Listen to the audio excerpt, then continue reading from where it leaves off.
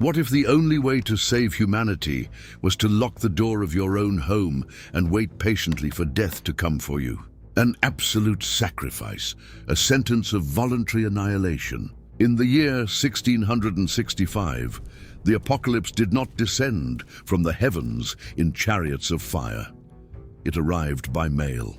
A damp package, a roll of fabric destined for the tailor of a small village, forgotten by the major trade routes. The bubonic plague, the black scourge that was already devouring the filthy streets of London, found its way inland through human vanity and the rain's moisture. The village of Eyam was peaceful, a place of stone and wind, but peace is always the first victim of invisible terror. Infected fleas jumped from the folds of the dark cloth. The first scream pierced the cold night. Feverish delirium took hold of innocent bodies. Lymph nodes swelled to the size of rotten apples. The pain was unimaginable.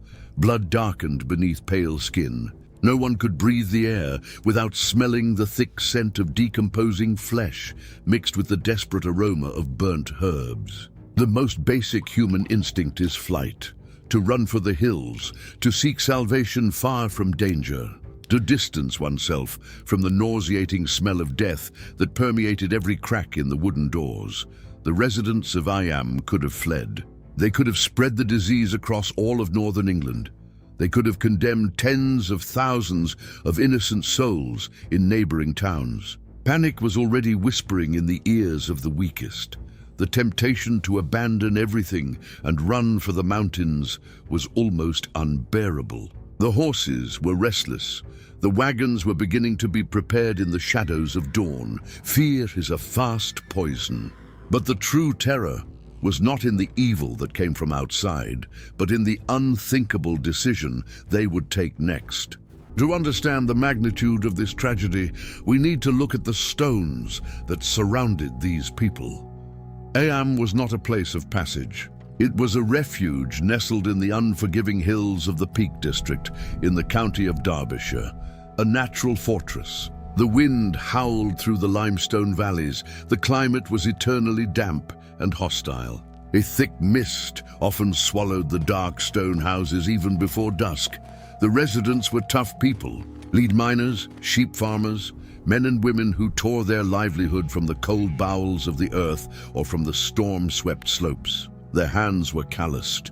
Their faces were marked by sun and frost. Life there was already a constant battle against the elements of nature. The community functioned as a single and isolated organism. Everyone knew everyone's secrets. The chimneys smoked peat day and night, creating a grey curtain over the thatched roofs.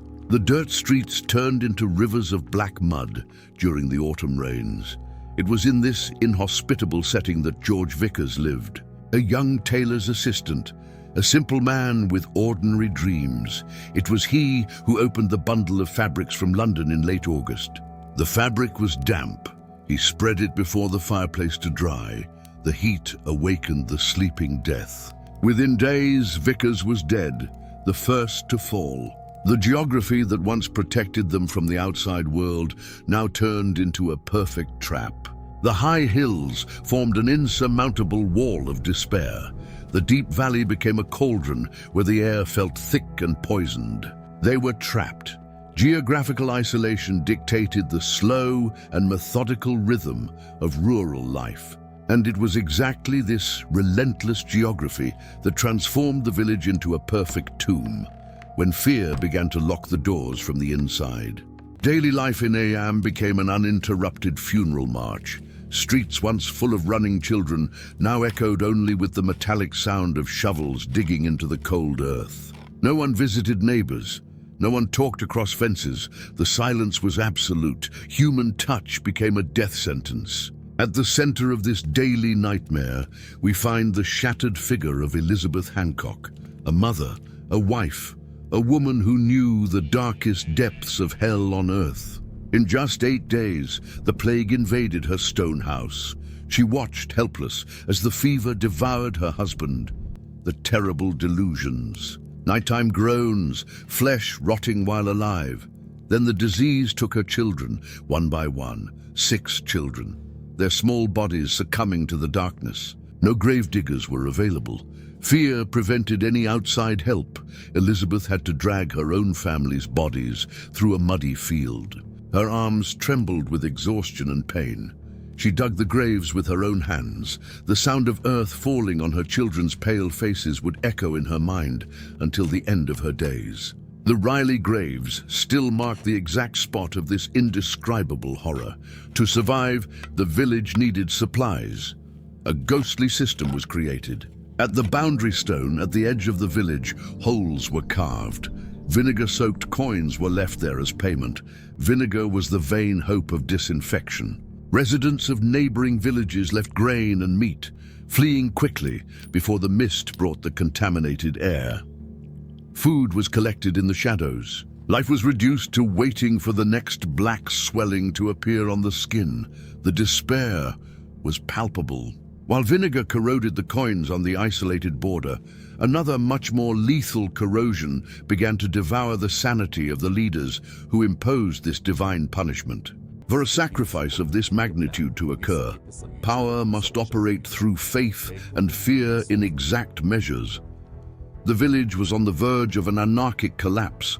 Survival instinct screamed for the healthy to break the blockade and flee to the northern cities.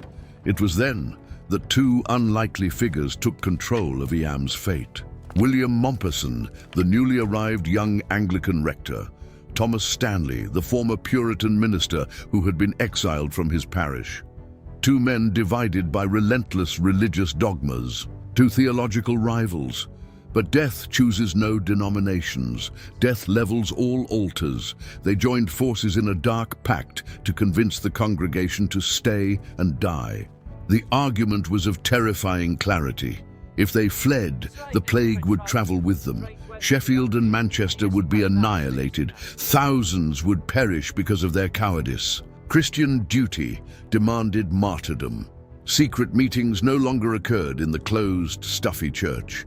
Confined air was considered dangerous. Sermons began to be held outdoors. In the natural amphitheatre of Cucklet Delph, residents stood yards apart from one another, pale, haggard faces watching the rectors from atop the rocks. Mompesson's words echoed through the verdant valley. He promised eternal glory in exchange for earthly annihilation. The voluntary cordon sanitaire was established. No one enters, no one leaves. An invisible line drawn with faith, despair, and dust. The internal tension was excruciating. Neighbors watched neighbors through dirty windows. Paranoia infected healthy minds. Any cough was grounds for exclusion. Any escape attempt would be seen as high treason against humanity and against God. Unwavering faith kept the residents trapped within the invisible circle. But not all the faith in the world could prepare them for the cursed month where hell finally overflowed. August 1666, the peak of absolute ruin.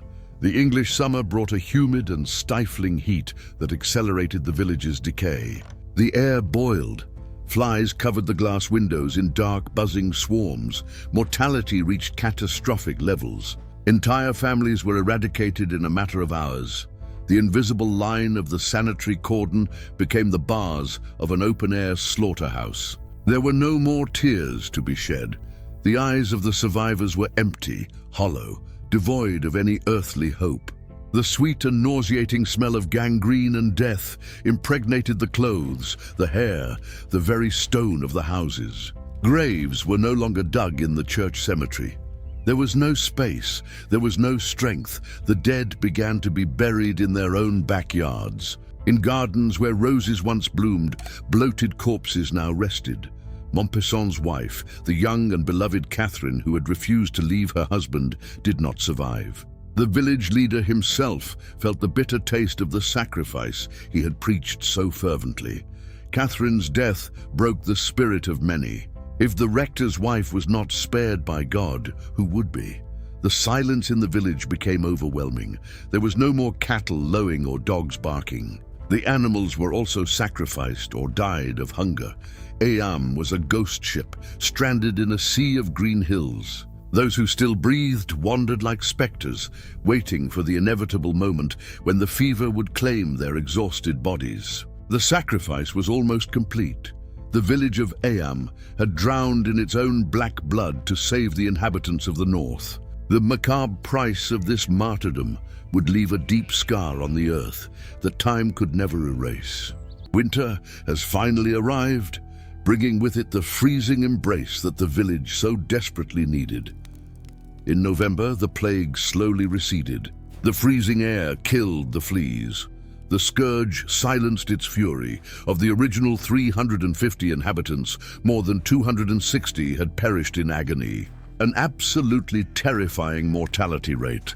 But the great cities of northern England survived. Sheffield remained untouched. Eyam's unthinkable sacrifice worked. The rotting wooden doors finally opened, and the few survivors stepped onto the earth covered in morning frost. They were ghosts walking among countless graves of loved ones. The story of Eyam transcends the mere biology of a pandemic. It is a somber monument to the human capacity to choose one's own destruction in the name of the greater good. Today, the ancient boundary stones are still there, silent, cold, covered in moss and almost swallowed by the oblivion of time. They mark the exact limit where natural cowardice receded and courage took the most tragic form imaginable. The lonely graves scattered across the green fields of the Peak District are constant reminders that true heroism rarely wields swords or conquers golden castles. True heroism often lies in the silent decision to close one's own door, sit in the darkness, and accept the absolute end. The sacred names of those who stayed are engraved in the cold rock, but the echo of their immeasurable suffering still travels with the damp winds of Derbyshire, haunting the valleys. It is an act of selflessness so extreme and painful that it defies the very selfish nature of the human being. The bloody memory of Eyam forces us to look in the mirror and ask the most uncomfortable question of all ages. The silence of its graves is the final testimony. If you have the courage to look into the darkest abysses of our history, subscribe to this channel. The past never dies. It only waits in the dark to be remembered.